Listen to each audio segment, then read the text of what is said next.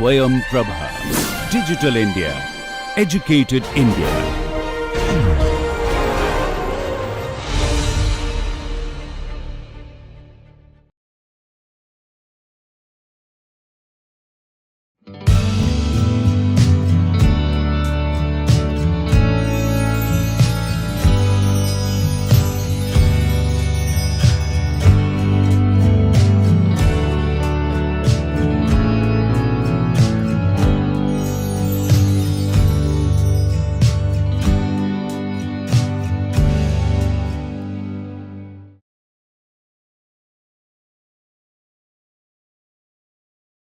Hello friends, so we are into the second lecture of our week number 10 where we are talking about the measurement of temperature, and this is probably quite apt time of talking about this particular parameter, because as I have mentioned during the previous lecture, this is probably the most common parameter that not only engineering says but we also keep on using this in day to day life.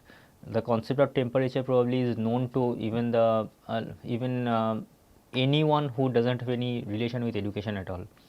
But also it is quite apt to discuss about this during this time of the course, because this is just the beginning of the summer. We are in the end of March, beginning of April, the temperature has started to rise up. The summer has officially begun, but in different parts of the country it has already touched 40 degrees Celsius.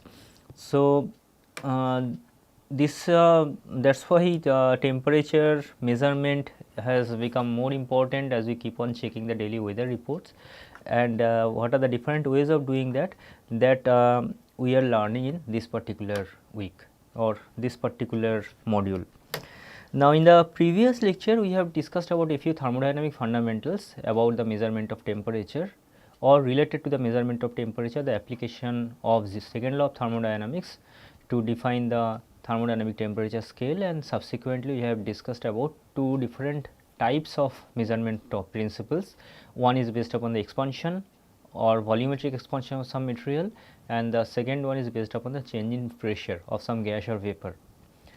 Now, I was a bit down during the previous lecture. You may have noticed me doozing a bit also during the lecture, which was because of certain medical issues, but I hope I can keep it in a better shape in today's lecture. Now, during the previous lecture, two most important topics that we have discussed, which are related to the volumetric expansion. One is the use of bimetallic strips, and other is the most common temperature measurement in day to day life, that is the use of liquid in glass thermometer. Both are low accuracy, low cost devices, generally applied in situations where we are more looking for direct temperature measurement. That is, we need to take them in direct contact with the surface where we want the temperature measurement, and we are satisfied even if there is accuracy or inaccuracy of the order of 0.5 degree Celsius or 1 degree Celsius, because we are trying to get a rough idea about the exact level of temperature that we are looking for. While the liquid in glass thermometer finds its application in medical cases and also in several stationary devices where we generally want a permanent option of temperature measurement, the bimetallic strips are more used for certain kind of control applications, like we have briefly touched upon. It can be used as thermal switches. Very commonly you will find those kind of thermal switches, conventionally called the thermostats, in domestic refrigerators. Like as a temperature inside the freezing compartment or your refrigerator compartment goes below a certain temperature, the thermostat is set such that it disconnects the electrical circuit, thereby stopping the entire operation or electrical operation, stopping the compressor. And as the temperature inside the container or inside your refrigerator keeps on increasing, the bimetallic strip again starts coming back to its original shape, and beyond a certain temperature it again connects the circuit, thereby allowing the flow of current through it and again switching on the compressor. So, the thermostats can act as a switch on off kind of switches, or like we have mentioned about for compensation in clocks or in pendulum based watches, there also you can use thermostats. The thermometer, as we have mentioned, are more for domestic purposes. Before we move on to the other type of device measuring principles, let us solve a few numerical examples just to illustrate the concept that we have discussed in the previous lecture. The first one is related to a bimetallic strip. please read the problem carefully. So, we have here an inverse brass combination based bimetallic strip. So, basically we are talking about a strip where we have an inverse slab and another brass slab, both are coupled with each other, fitted with each other, and their properties are different. Property values are not directly given here, but I have noted those properties. So, for inverse, the relevant properties are the Young's modulus, let us say we call it 1, which is 152 gigapascal, and alpha 1, that is a coefficient of thermal expansion or volumetric coefficient of thermal expansion, is given as 1.7 into 10 to the power minus 6 meter per degree Celsius. What about this unit? How this one is looking like, meter per degree Celsius? It suggests that if the initial length of the bar is 1 meter, then for 1 degree Celsius change in temperature, the change in length will be 1.7 into 10 to the power minus 6 meter. Similarly, for brass, corresponding Young's modulus E2 is 90 gigapascal, and alpha 2, the volumetric expansion coefficient, is 18.7 into 10 to the power minus 6, that is meter per degree Celsius. That is, for a brass bar of 1 meter length, we will experience a change in length of 18.7 micrometer for 1 degree Celsius change in temperature. So, they are having distinctly different values of this coefficient of volumetric expansion. Accordingly, there will be deflection with change in temperature. Let us say the top bar is 1, which is inverse, the bottom bar is 2, which is brass. Now, from this value, can you tell if the temperature increases, then what will be the direction of the curvature, or in a better way, how the bar is going to, how this bimetallic strip is going to bend? Of course, brass is having higher coefficient of expansion, so the expansion of brass for a given temperature change will be more, and therefore, with increase in temperature, its shape will be something like this. This is for inverse, and this is for brass. Brass being on the outer side, its length will be more, which is definitely the one that we need, corresponding to higher value of alpha. Similarly, if the temperature reduces, it will take a shape like this, with brass being on the inner side, because its contraction is more, inverse remaining on the outer side. So, let us come back to the problem. We know the properties for both the corresponding material. It is given that the total thickness of the strip is 1 mm. So, this total thickness is this T equal to 1 mm, that is given. A length is 50 millimeter. So, this particular length L is 50 millimeter, width of 12 millimeter. The width is not shown here, that is a third dimension out of the, which is normal to this particular screen, and TA equal to TB, that is an important information. So, the thickness of both the materials, TA equal to TA and TB are equal, or let us just write this one to be consistent with the notation that you are using, say T1 equal to T2. Now, we have to estimate the end deflection for a temperature rise change of 30 degree Celsius, and if the end is held fixed, estimate corresponding force development. So, that is the second part. We shall be coming back to that after calculating the first part. So, just try to remember the relation of radius of curvature for a bimetallic strip that I have given in the previous lecture. So, if we take from there, here m, which is given as T2 upon T1. So, or we could have taken in any way. So, let us say m is equal to T1 upon T2, and that is equal to 1. N is equal to E1 upon E2, which is 152 by 90. So, how much is N? It is 1.688. Correspondingly, N plus 1 by N is equal to 1.688 plus 1 by 1.688 is equal to 2.28, which can roughly be taken equal to 2 for our purpose. You may doubt that 2.28 and 2 is significantly different, but there are certain situations where this value can be well beyond 2. and that is why around this range we can take it to be equal to 2. And when m equal to 1 and n plus 1 upon n equal to 2, then what is the relation corresponding to the rho, the radius of curvature? This relation, the simplified relation that we have used in the we have seen in the previous drill, it is 2t divided by 3 into alpha 1 minus alpha 2 into delta t or t2 minus t1. So, this is a simplified relation for the case when m equal to 1 and n upon 1 plus n is equal to 2. And just note one thing here, we have taken m and n definition with T1 by T2 and E1 by E2, that is we are taking the properties of inverse in the numerator and brass in the denominator. Now, as long as we are dealing with this situation m equal to 1 and n plus 1 upon n equal to 2, it does not matter which order we are taking, because when Ta and Tb or the T1 and T2 are equal, m will always be equal to 1 depending on independent of whether you are defining it at T1 upon T2 or T2 upon T1. Similarly, here we are taking n plus 1 upon n. So, this practically always is E1 upon E2 plus E2 upon E1. So, again the definition of n is immaterial in this case.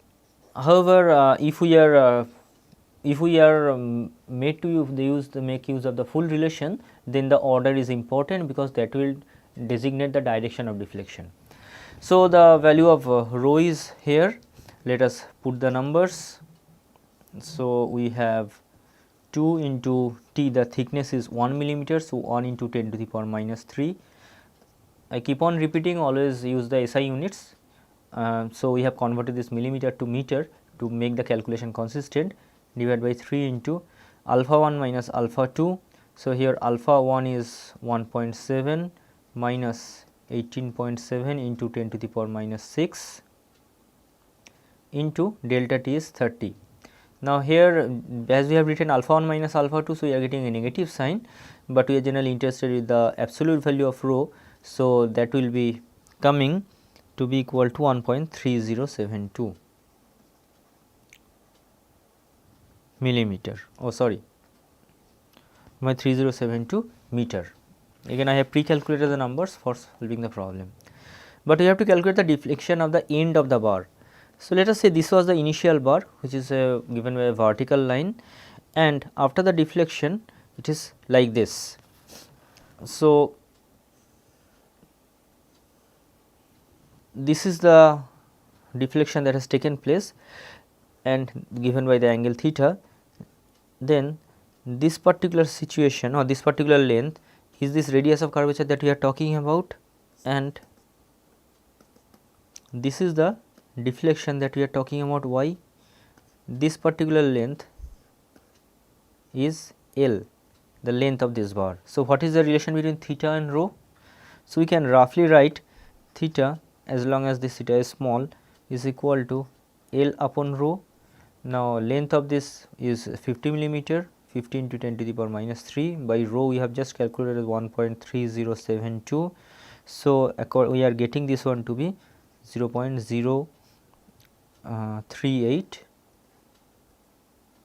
radians, and once we have got that, then y can, the deflection y can roughly be taken as rho into 1 minus cos of theta from this trigonometric portion, where y is the one that we are looking for. So, putting the number, rho we have calculated to be 1.3072 into 1 minus cos of 0.038.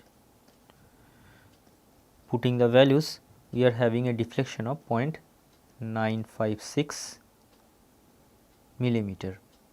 So, the total deflection that is taking place is equal to 0.956 millimeter or approximately 1 millimeter, which is extremely small deflection, but with a suitable deflection measuring instrument, suitable strain gauge kind of device, we can easily detect such a deflection to, and then subsequently that can be related to the corresponding temperature change of 30 degrees Celsius. So, this is the first result. Now, the second part is saying that if the end is held fixed, estimate the corresponding force development. So, you have to calculate the force if this end is kept fixed, that is the strip is not allowed to expand freely. To identify that, we can make use of the standard relation for a cantilever kind of bar, means here one end is kept fixed. In that case, this is the standard cantilever formula from the concept of engineering mechanics we can make use of y equal to FL cube divided by 3EI, which is standard formula for any cantilever. F is the force that we are trying to estimate. So, F is equal to 3EI y divided by L cube. Now, the question is what is I? I for a rectangular strip, it is BT cube by 12, that is the thickness is given as 12 millimeter, 12 into 10 to the power minus 3 into and the thickness is 1 millimeter, 1 into 10 to the power minus 3 whole cube divided by 12. So, 12 cancels out and we are getting this to be 10 to the power minus 12 millimeter to the power 10 to the minus 12 meter to the power 4. So, if we put it back here, then corresponding value of force is coming to be something like 2.88 Newton. So, this is the second result that we are looking for. This is the amount of force that will get produced if one end is held fixed for this. Of course, all these results depend upon the value of the delta T. These are two numbers correspond to 30 degree Celsius. If we suppose trying to solve the same thing corresponding to delta T equal to 60 degree Celsius, then your y will be much larger. Your y will be something like 1.91 millimeter and corresponding force will be significantly larger, 5.55 Newton. So, both are nearly double than corresponding to the previous value, and that is expected also because the way you are solving this, we have almost linearized the relation between delta T and y. Now, this is a problem in relation with the bimetallic strip. Let us try to solve another numerical problem involving the liquid in glass thermometer. To TIG, it should not be TIG, it is a typing error, it should be LIG. Liquid in glass thermometer are made of identical material and employ mercury as the working fluid. So, we are talking about two mercury thermometer, both are made of identical materials. Both are accurately calibrated at 0 degree Celsius and 100 degree Celsius. So, on both the thermometers, the position of mercury column or I should say the position of the tip of the mercury column at 0 degree Celsius and the position of the tip of the mercury column at 100 degree Celsius have been accurately identified, but it has not been calibrated for any of the intermediate points. Now, one has a tube of constant diameter. So, first thermometer has a tube of constant diameter and the other has a tube of conical bore 10% greater in diameter at 100 degree Celsius position compared to 0 degree Celsius position. So, there is a difference between the two thermometers. If we roughly draw them, one thermometer has a constant diameter. So, let us say this is the 0 degree Celsius portion and this is the 100 degree Celsius portion, both have been accurately identified on this thermometer. And the other thermometer is having a conical kind of shape, where again this is the 0 degree Celsius position, this is the 100 degree Celsius position and these two are also correct position, but the area in the second thermometer keeps on changing as the temperature reading keeps on increasing. Now, if the distance between the two extreme points are uniformly subdivided in both thermometers, so in both the cases all the 100 divisions between 0 to 100 are taken to be uniform, which definitely seems erroneous for the second case. For the first case, as the diameter is uniform, so an uniform subdivision is justified. However, for the second case, as the diameter keeps on increasing as we are moving in the upward direction, the distance between subsequent temperature readings or the width of each subdivision corresponding to 1 degree Celsius can't be the same, but in this case it has been done. So, the question is what will be the reading of the straight bore thermometer in a place where the other reads 50 degree Celsius. That means, the second thermometer, that is which is the one having a conical bore, has been taken to a place where it is showing 50 degree Celsius. Now, as per the design, the 50 degree Celsius position should lie exactly in the middle portion of these two 0 and 100, as it has been uniformly subdivided. However, as we know the diameter is changing, so that actually is an erroneous position. Then the question is what is the correct temperature there which you can measure using the straight bore thermometer. Now, we know that For any such device, the volume of mercury at temperature T can be given as V naught into 1 plus beta into T minus T naught, where T naught is some reference temperature, V naught is the volume corresponding to that, or volume of mercury corresponding to the temperature T naught, and beta is the coefficient of volumetric expansion. Vt is the temperature corresponding to this T. Let me use capital T to be consistent. So, Vt minus V naught is equal to beta V naught into T minus T naught. So, let us say we take T naught equal to 0 degree Celsius, then the volume of mercury or the change in volume. So, this Vt minus V naught can be also written as delta V corresponding to 0 to T. So, delta V corresponding to a change in temperature from 0 to 100, that should be how much? That should be equal to beta V naught into 100 minus 0. Similarly, the change in volume when the temperature changes from 0 to 50, then it should be beta V naught into 50 minus 0. If we combine these two, then change in volume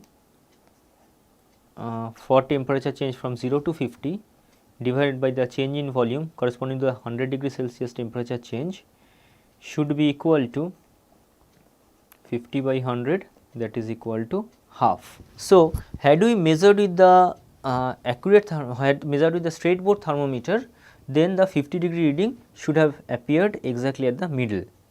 But as the volume of the or I should say the cross section area keeps on changing in the conical bore thermometer, this if this 50 degree which is erroneously marked exactly the middle position, that is not correct, that we have to rectify now.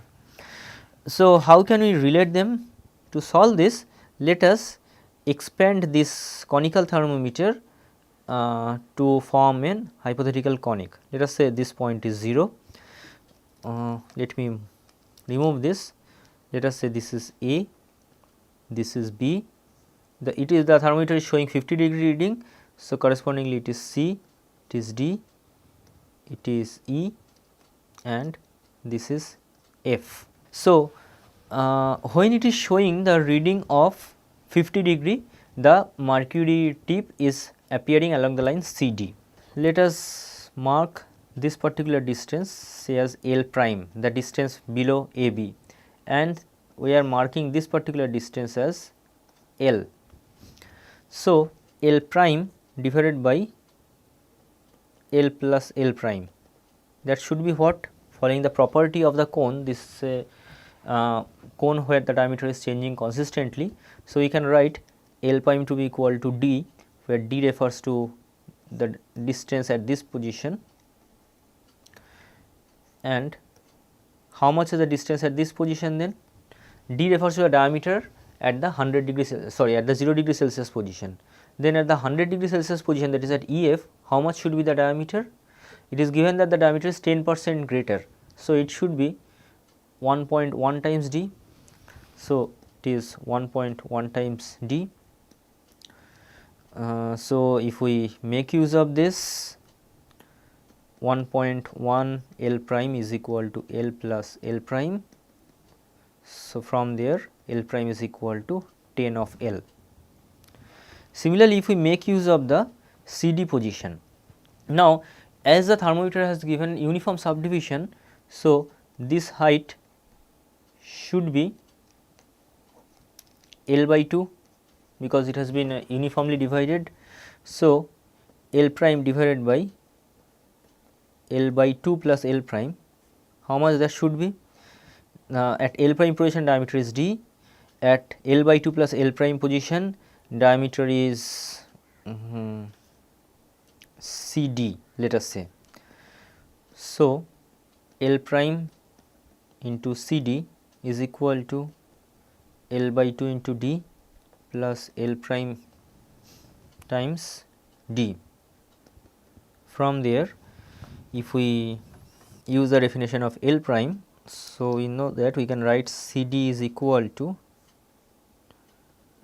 L by 2 into D plus L prime into D divided by L prime, and L prime we have identified to be 10 L, So, if we put that, we have L by 2 plus 10 L by 10 L into D. So, 10.5, that is 1.05 D. So, the diameter at this particular position is 1.05 times the diameter at the 0 degree position, which is logical also, because again the cross section area is changing uniformly, as it is changing by 10% at the 100 degree position. So, it should change by 5% in the 0 degree position. Now, delta V corresponding to 0 to 100 position, how much is that, which is we have identified to be as beta V naught into the change in volume from 0 to 100, that volume, and similarly delta V naught 0 to 50 or corresponding to any temperature T should be beta V naught into T.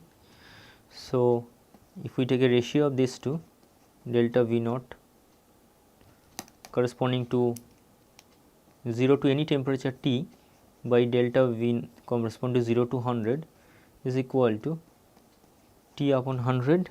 Now, corresponding to T, the volume is at 0 degree. Let me remove this marks because it is looking quite. So,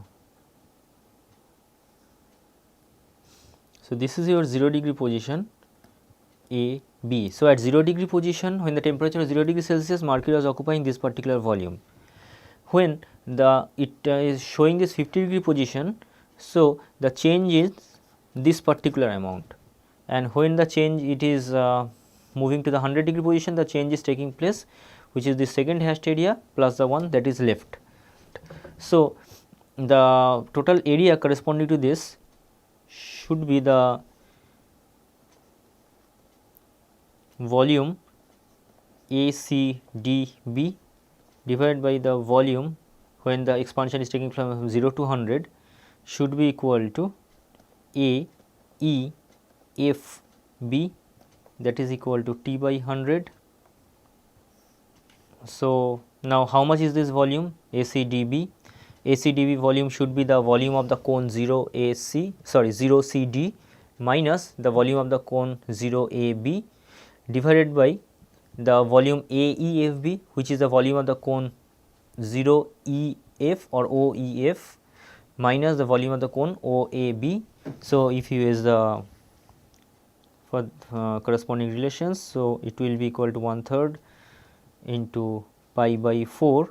So, ACDB, that is CD square, which is 1.05 D whole square into corresponding length. How much is the corresponding length? We have identified the corresponding length to be 10.5 times L minus the 1/3 pi by 4 D square into 10 L divided by 1/3 pi by 4 into 1.1 D whole square into 11 L minus 1/3 pi by 4 D square into 10 L equal to T by 100. L and D square cancels out, pi by 4 cancels out, 1 by 3 also cancels out. So, it reduces to 1.05 square into 10.5 minus 10 divided by 1.1 square into 11 minus 10 equal to T by 100, and if we solve this, now T will be coming to be something like 47.7 degree Celsius. So, your conical thermometer is showing 50 degree, but actual temperature is about 48 degree Celsius, which we can get using the relation like this, consistent volumetric expansion of the thermometer or mercury inside the thermometer. So, that is the way we can make use of the concept of volumetric expansion of either solid in case of bimetallic strips or liquid in case of liquid in glass thermometer to get quite easy measurement of temperature. Let us move to a different category of devices which is based upon the changes in electrical properties. These are extremely popular devices for temperature measurement in different industrial applications, and there are several varieties of that also.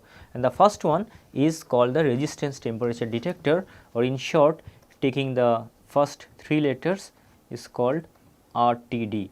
Extremely popular name, resistance temperature detector, or RTD. In certain literature it is also called the resistance based thermal detector or thermal detection. So, the idea is very simple. As the temperature changes, you know that the value of resistance of any common conductor, that also keeps on changing, and the same property is made use of in this device. Here the RTD is nothing but a resistor, generally in the form of a thin wire or maybe in the form of a metallic film. As the temperature changes, its resistance also changes, and this RTD is commonly put as a part of a bridge circuit, which is normally in the null position. And as the temperature as when the RTD comes in contact with the location where you want the temperature measurement, there is a change in the resistance value. Accordingly, there will be a deflection or some voltage current start flowing through the circuit, thereby giving some voltage measurement, which can be sensed by the corresponding differential voltmeter. Now, this circuit can operate, or this voltmeter can operate either in the deflection mode, just to indicate how much deflection has taken place, or in the null mode, where we get the bridge back into the null position and correspondingly try to calculate how much effort we have to put in to get this null position. Either of that can give you a measurement about the change in resistor, and that can be related to the value of the corresponding temperature, because we commonly know that the resistors or value of resistance of any common conductor can generally be written as something like this: R naught into 1 plus A into T minus T naught plus B into T minus T naught square, plus we may have higher terms, but practical purposes generally do not go to this. We generally limit ourselves only to this second order term or the quadratic factor, where this T naught generally refers to the reference temperature, which is commonly taken to be 25 degrees Celsius. R naught is the value of the resistance at the temperature T naught. If we take T naught equal to 25 degrees Celsius, then this R naught is often referred as R25 to indicate that the reference temperature is 25. Now, this once we know the value of this A and B for any given conductor, then just from the measurement of this value of this RT, we can calculate the corresponding value of the temperature T. For certain materials over a smaller temperature range, we can get an even simpler relation, where it can be just a linear function R naught plus A into T minus T naught, but generally this kind of relation is valid only over a small range, when the variation in temperature is limited only to something like 50 degrees Celsius around that T naught. Certain materials like platinum can have this kind of linear relationship over a small temperature range, but if we are looking for a large change in temperature from the T naught, then we have to go by this kind of quadratic relation with the knowledge of A and B. Thankfully, we know the resistance characteristics of several common metals, and therefore, we know the values of corresponding A and B, which may also change with temperature, but we have significant database to know about the such variation, and so RTD becomes a very good device or very popular device for temperature measurement. These are some of the common materials and their resistance behavior. You can see platinum is having a quite linear profile. The resistance is changing here. Look at this, here we have plotted just RT upon R naught, and temperature, of course, in this graph the 0 degree Celsius is shown as the reference, but commonly we take 25 degree Celsius. Now, at the reference temperature, the value of RT is equal to R naught, so the ratio is 1. However, as the temperature keeps on increasing, its resistance also keeps on increasing. For platinum, it is nearly a linear profile. However, that may not be the case with copper, nickel and several other materials. Sometimes we may like to calculate the corresponding coefficient of temperature rise. For that purpose, we have to differentiate this expression in terms of temperature, which is, and then we shall be dividing this divide the value of R naught. This is called the temperature coefficient of resistance, or just temperature coefficient. Now, most of the common materials like the metals shown here, they all have positive value of these resistance coefficients. Therefore, with increase in temperature, the value of the resistance also keeps on increasing. These are some of the common materials, their temperature coefficient of resistance is given. You can see the first one in the first column, it is given as a relative conductivity with taking copper as 100%. So, others like gold has quite high conductivity with respect to copper, silver can have higher than copper, however, certain materials like platinum etc. can have much lower, but the temperature coefficient of resistivity values is quite close to each other. Look at the unit ohm per degree Celsius, which refers to the change in the resistance when the initial value of the resistor is 1 ohm and the corresponding change in temperature is just 1 degree Celsius, then whatever we are getting, that is temperature coefficient of resistance, which is this particular factor only. So, for several combinations like for copper, platinum, silver, it is around 0.0038 or 39. For gold it is 0034. However, something like iron or nickel, it can be quite high, 0.006. So, there is larger change in the coefficient, which is proven by the steep slope in this particular curve. Physically, an RTD sensor may look something like this, where we can have the resistance wire wrapped inside stainless steel sheet or stainless steel well, and the wires are separated from each other by insulating materials. We generally want their quite high coefficient of this resistance, thermal coefficient of resistance from this wire, and there are several other properties also which are desirable for a common conductor to be considered while fabricating an RTD.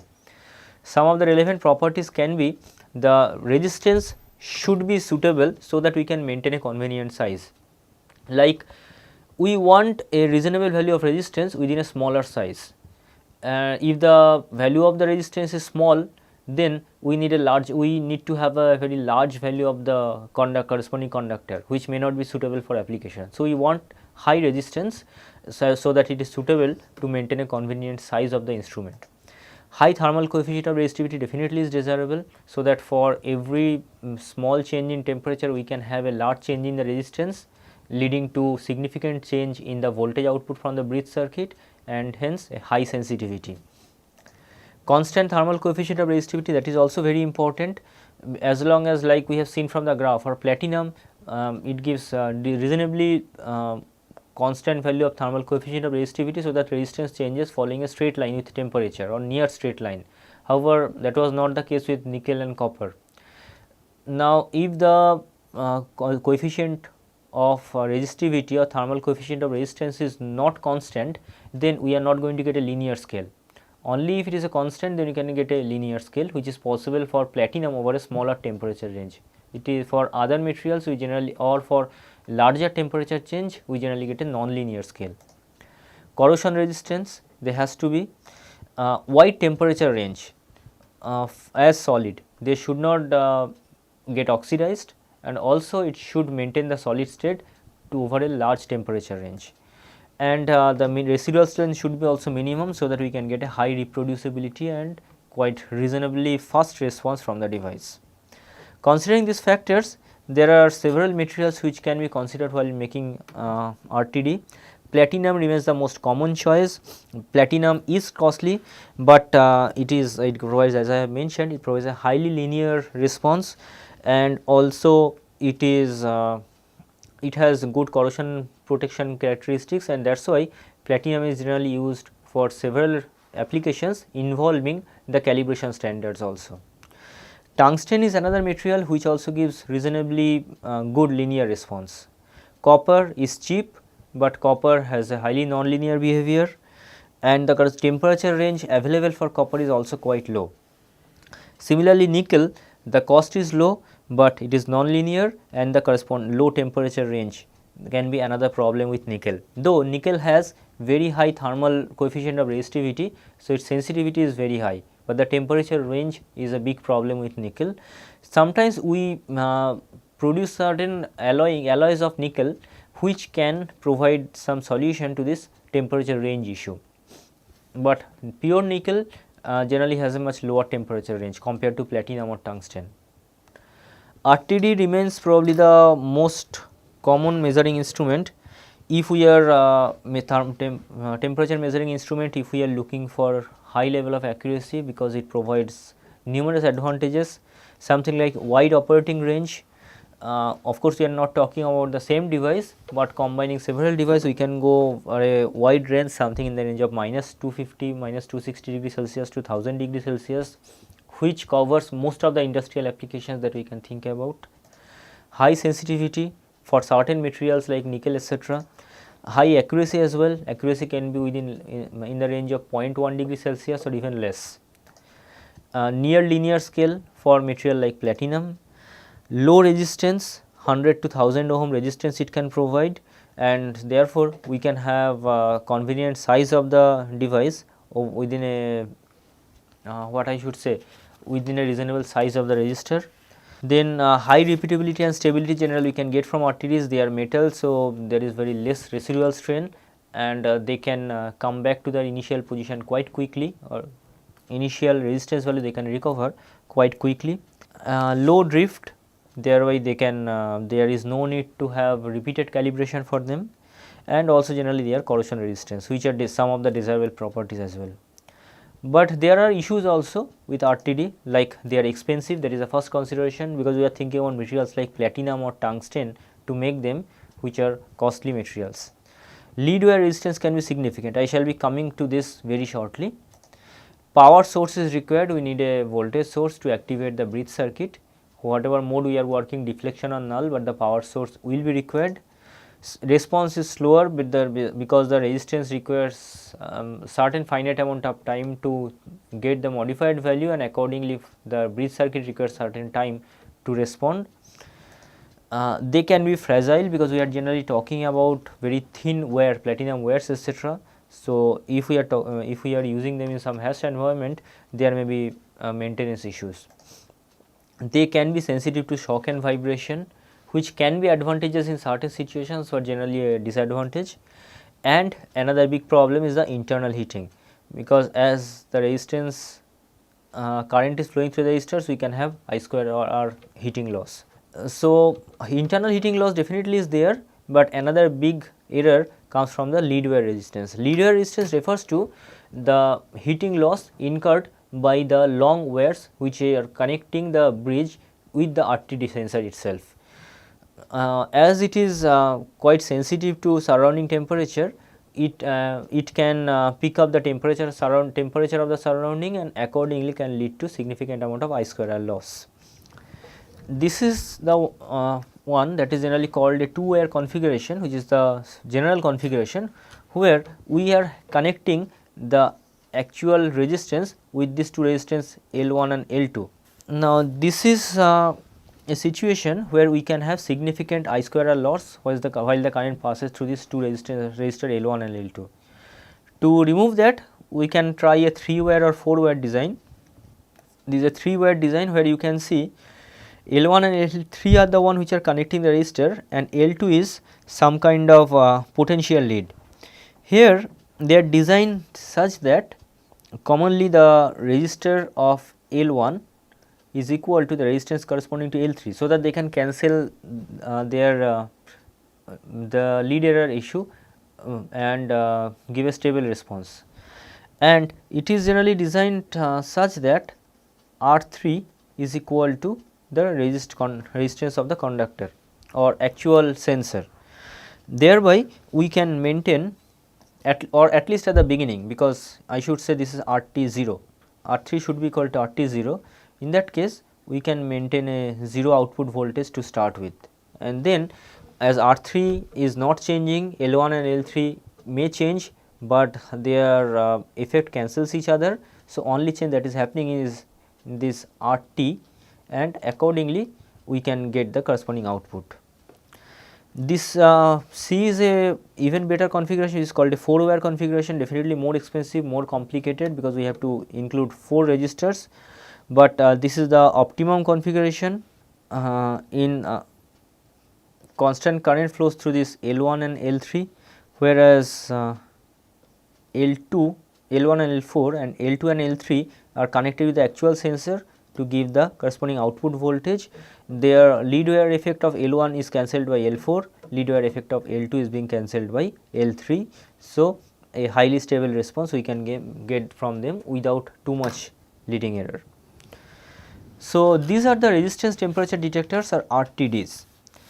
But there is another kind of resistance based temperature device which is called thermistor. Thermistor are semiconductor based devices and its operating principle is just opposite to the RTDs. Thermistors generally are made of devices which are having negative temperature coefficient of resistance. The RTD materials generally have a positive temperature coefficient, so that with increasing temperature the resistance increases, but thermistors are made of semiconductor devices whose resistance decreases. Just look at this graph. Here we have represented 3 thermistors A, B and C.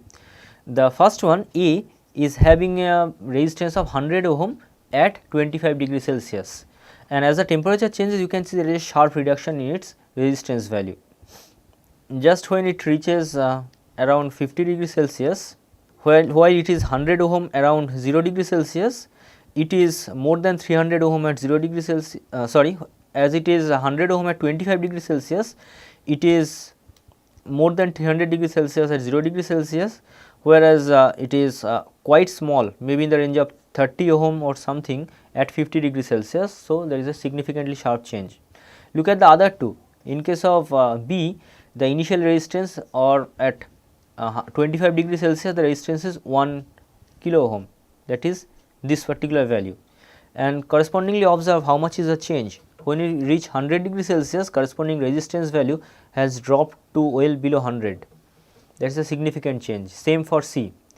Now, if we compare that to a standard RTD material which is platinum, platinum at 100 ohm at 0 degrees Celsius, and look at how much is the change. When you reach 100 degrees Celsius, corresponding value may have changed only to 130 or 140 ohm. So, much smaller change in temperature that we are seeing here in case of RTD materials, but thermistors are having significantly higher value magnitude of this temperature coefficient of resistance, and that is why they can give extremely high sensitivity. Commonly their resistance can be represented by a relation something like this, R naught into exponential beta into 1 upon T minus 1 upon T naught, where beta is some coefficient, R naught is the value of the resistance at temperature T naught. The value of beta can be practically very high, in the range of 1000 to 5000 Kelvin inverse. So, the significantly high sensitivity that we are talking about. If we are interested in the value expression for temperature alone, then we can write this way: RT by R naught is equal to exponential of beta into 1 by T minus 1 by T naught. So, T minus 1 by T naught is equal to 1 by beta into ln of RT upon R naught, that is 1 by T is equal to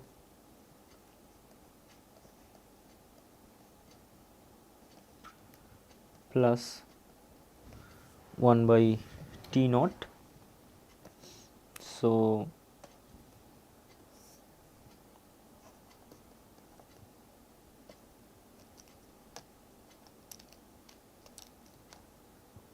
sorry, in the left hand side it should be 1 upon T, because T naught we have taken on the other side.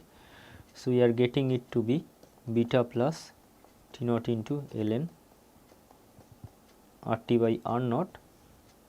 From there T is equal to beta T naught divided by beta plus T naught into ln RT upon R naught. So, once we know the value of the RT at the modified temperature, we can easily get the value of temperature from the knowledge of T naught and beta. This is the working principle of thermistor. Thermistors are semiconductor devices, as I have mentioned. They generally can be oxides of manganese, nickel, cobalt, etc., which can have very high resistivity, and corresponding resistance also can be much higher, Like as we have seen, the RTD materials generally have lower resistance in the range of 100 ohm to 1 kilo ohm, whereas for thermistors the resistance can be significantly higher. Means we are talking about resistance in the range of 100 ohm to something in the range of 400 kilo ohm. So, they start with much higher resistance, and as the temperature changes the resistance drops quite sharply as characterized by this particular beta value. Certain material like doped germanium, impregnated glass etc. can also be used in cryogenic application as common materials for this. Their advantages are they are much cheaper than RTD, they have very high accuracy and very high sensitivity, much higher than the RTD. Like if we compare, just look at the expression, the sensitivity expressions we have seen, the rate of change of temperature, resistance with temperature divided by the initial resistance value.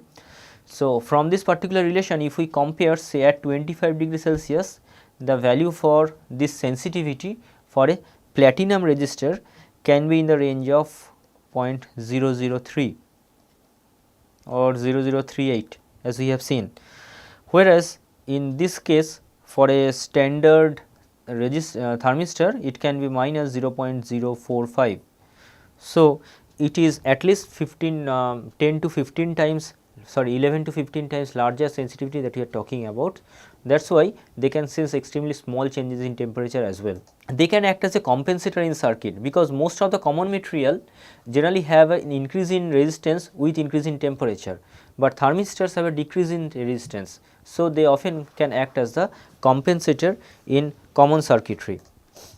The operating circuitry or electrical circuitry also becomes much smaller, like they do not have any kind of lead wire error kind of issues. So, we do not need any additional resistors, entire thing is much simpler. In fact, we can go for very simple ohm meter kind of application or kind of circuit, or we may have simple ballast circuit, we may have bridge kind of configuration in either deflection or null mode. We can also have certain times special linearizing circuits, so that we can get voltage as a linear output function of the change in temperature. There are several options we can have with in terms of the corresponding circuit. High resistance, as I have just mentioned, 1 to 100 kilo ohm, actually I have mentioned about 400 or 500 kilo ohm also.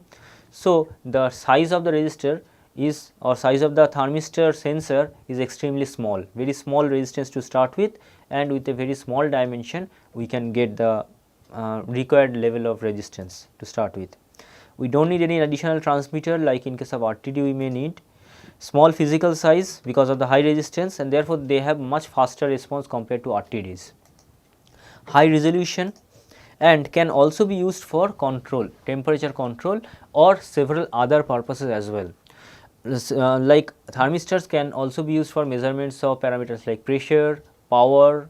They can be also used for temperature control, sometimes as heat flux sensors, sometimes as overload protection purpose, warning symbols or warning signs, etc. There are numerous kind of applications, downstream application we can have for thermistors. Certain issues definitely it will be having: smaller temperature range compared to RTD, like minus 100 to 300 degree Celsius. So, we are talking about a temperature range of only about 300-400 degree Celsius, whereas for standard RTDs can cover something above 1000 degree Celsius. So, it is one big concern for thermistor. One single device can't give you beyond 250-300 degree Celsius temperature range. Non-linear response because of the exponential relationship with temperature, more susceptible to self-heating compared to RTDs, very sensitive to ambient temperature because of their high sensitivity, that is one downside of having high sensitivity, and less stable because semiconductor material can have hysteresis effects also. So, these are the issues that you need to be careful of while dealing with thermistors.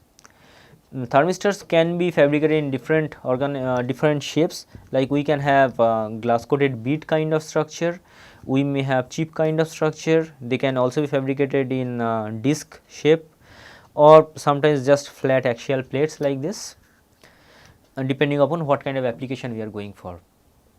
And finally, before I close the thermistor part, thermistors commonly we talk about materials having negative temperature coefficient, but actually there can also be materials which can have positive temperature coefficient or thermistors which can have positive temperature coefficient. Certain semiconductor material which involves barium titanate can have quite high positive temperature coefficient, just like shown here. Sometimes heavily doped silicon can also act like this.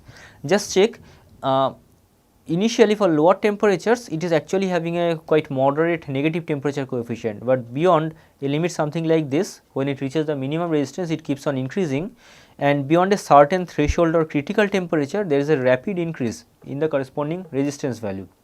For this purpose often these PTC refer to positive temperature coefficient based material or materials having positive temperature coefficient. These PTC based thermistors can often be used as switching devices beyond a thermal switch, like when the temperature crosses or is lower than this limit, the switch will be remaining as say in open position.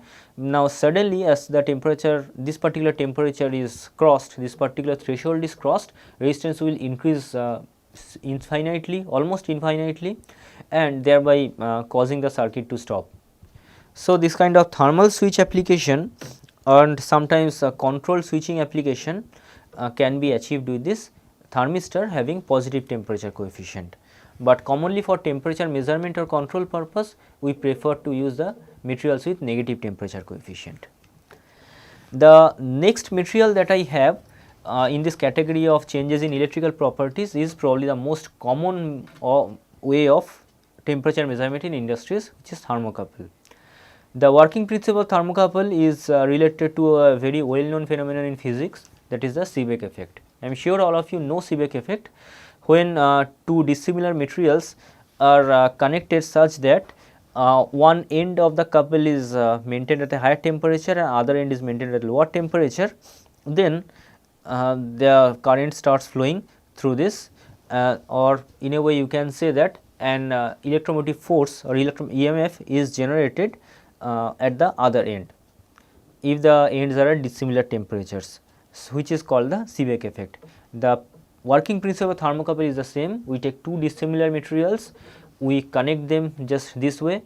One end of the couple is kept at the position where we want to have the temperature measurement, and other end is the position where we can take the or we can measure the corresponding EMF generated, and that EMF has to be a function of the temperature of the other end. So by suitable calculations we can easily relate the EMF to the temperature, thereby getting a simple temperature measurement.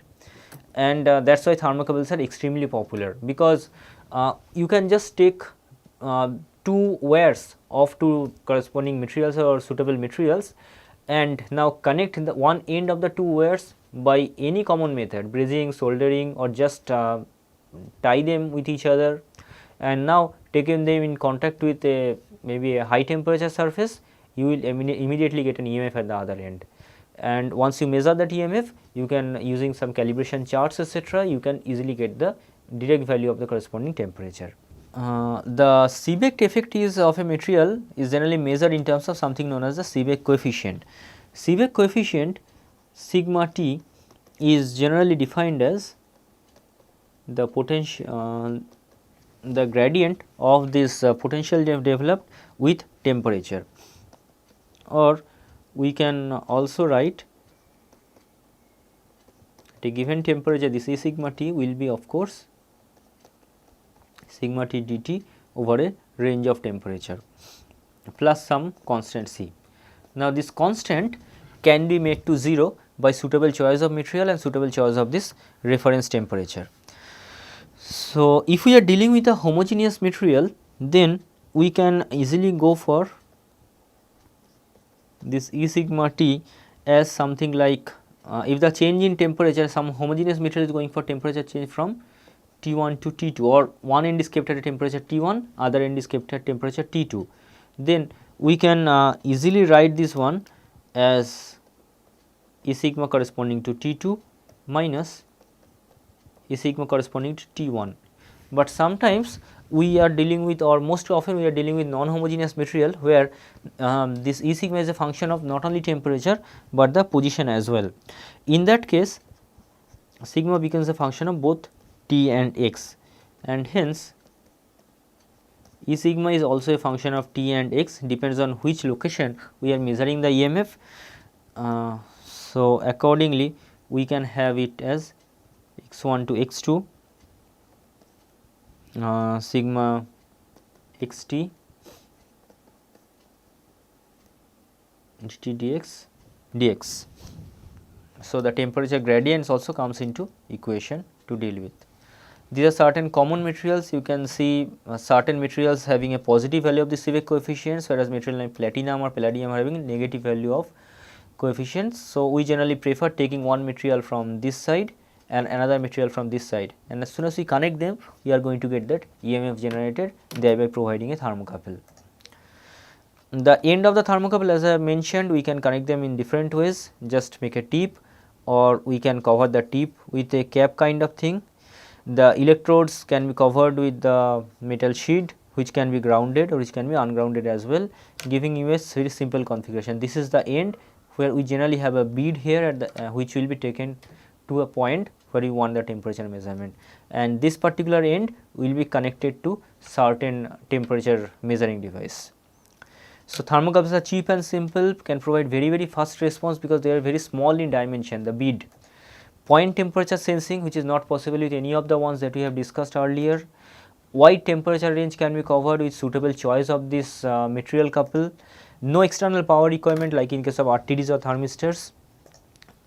They can provide decent accuracy, of course lesser compared to RTDs and thermistors, but still quite workable, definitely better than the expansion based devices. Rugged and durable, and no lead wear issues as well. But they also suffer from issues such as the susceptible to drift over time, extremely small output. So, we need to go for certain kind of magnification, because the EMF that we get, that quite often in the range of millivolts, just 5 or 10 millivolt range. So, we have to go for some kind of amplification to get a proper output signal.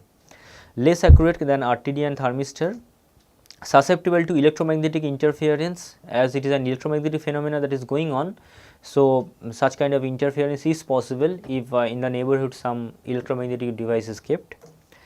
Non-linear output, and there can be corrosion issues as well, thereby the bead needs to be inspected very regularly.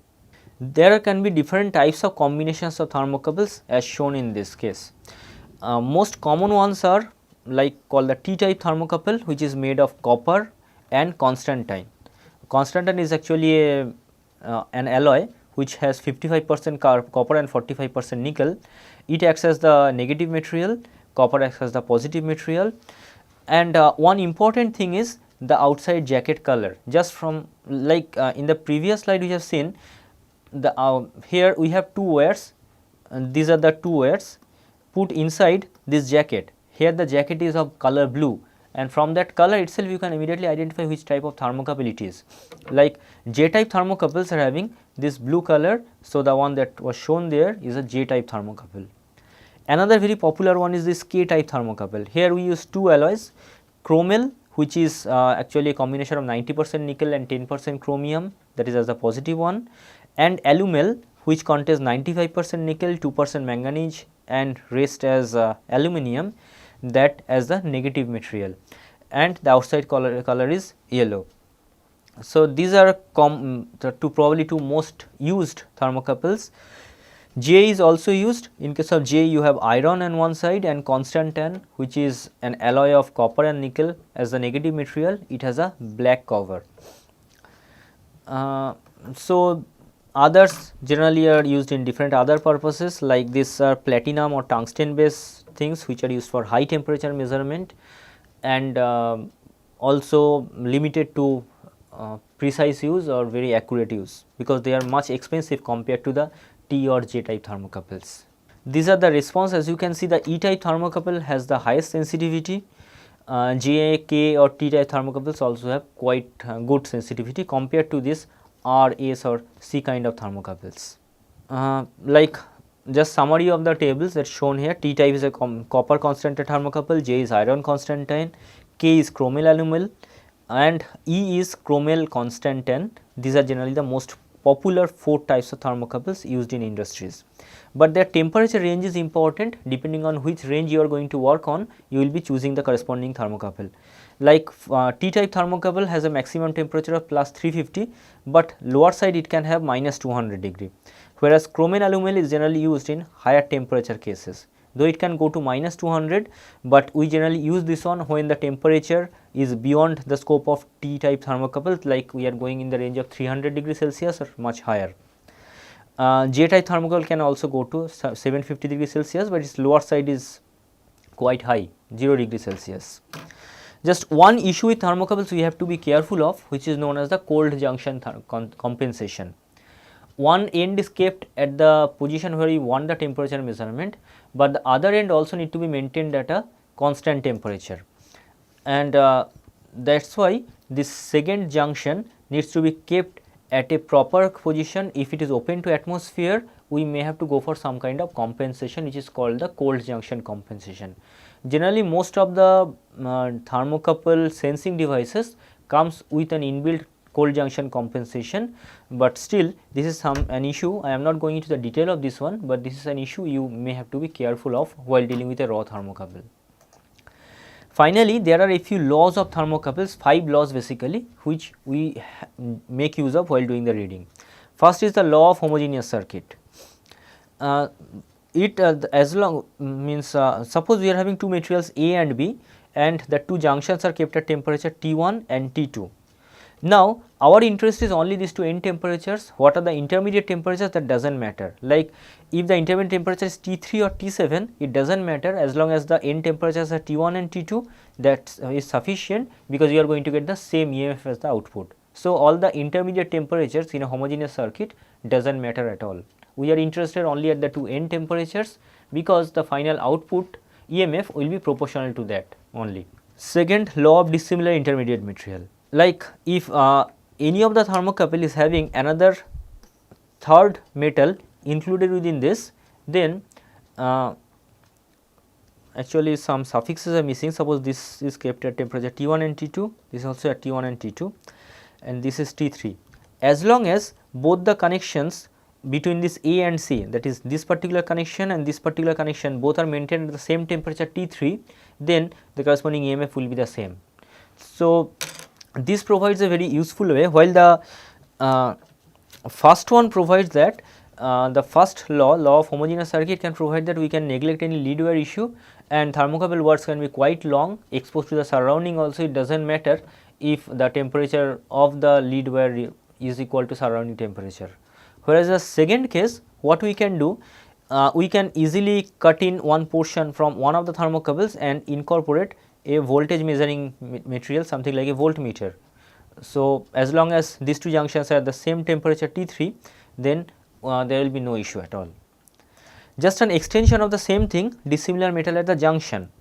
Instead of having something in between, if we put at one of the junction, as long as the connection between A and C and B and C are kept at the same temperature T2 in this case, then you are going to get the same reading, which is most commonly we keep on doing.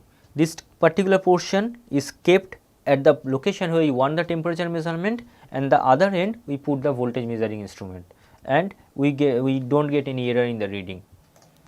Fourth one, very important one, law of intermediate metals.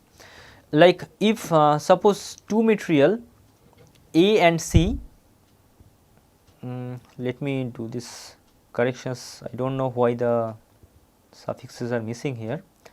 Suppose we are using a thermocouple comprising of metal A and C, and we are and they are maintained at temperatures T1 and T2, both junctions. Then whatever EMF we are getting, that is this much. Now we have another thermocouple comprising material C and B. Again the junctions are maintained at the same temperature T1 and T2, corresponding we are getting this EMF. Then if we make a thermocouple comprising of A and B, and they are kept at the same junction temperatures T1 and T2, then whatever we are going to get, that will be just addition of these two earlier EMFs. This is called the law of intermediate metals. This is a very important law from calibration purpose. It suggests that as we can use such kind of simple addition rules, it suggests that we do not have to separately calibrate each pair of thermocouples or each metal pair. Rather, we can thermocouple each metal with certain suitable reference, and then we can combine them suitably to get any kind of thermocouple combination. And just the other version of the same law of intermediate temperature.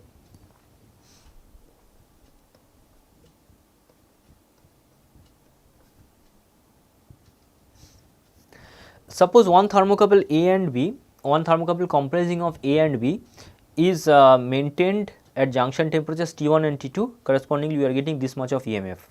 Now, the same thermocouple is maintained at junction temperature T2 and T3, we are getting this EMF. Then if the same thermocouple is maintained at junction temperature T1 and I am wrong here. In the first case, this thermocouple is maintained at junction temperature T1 and T3 and we are getting this EMF. Now, the same thermocouple is maintained at junction temperature T2 and T3, we are getting this EMF. Now, if we take the thermocouple and maintain junction temperature T1 and T2, then what EMF we are going to get? That is just addition of the earlier two thermocouples, which is called the law of intermediate temperature. This is again a very useful law from for the purpose of producing calibration charts or tables, where we can maintain one temperature as the reference ice point temperature and just keep on exposing it to some other temperature T1, T2, T3 or whatever, and whatever readings we are going to get that generally are calibrated in suitable tables, and from simple addition rule like this law 5 we can get the value of EMF for any temperature combinations. So, these are about thermocouples. As the thermocouple output is low, quite often we combine several thermocouples into a pile, and which is called a thermopile, where another view of the same thing like copper and iron combination is shown here. There are several beads created, all the beads or all combination of one junctions are maintained at one side and other combination is kept at the other side, sometimes may be a suitable reference junction or isothermal block, and thereby we can get the simultaneous temperature measurement at different points, which is an application of thermocouple in the form of thermopile. We can sense small temperature differentials and also we can amplify the output voltage if all the points are sensing the same voltage or same temperature difference. So, thermocouples we generally go for in this kind of application where you are looking for small temperature differential over along a surface. So, that is it for thermocouples. That is where I would like to stop today also.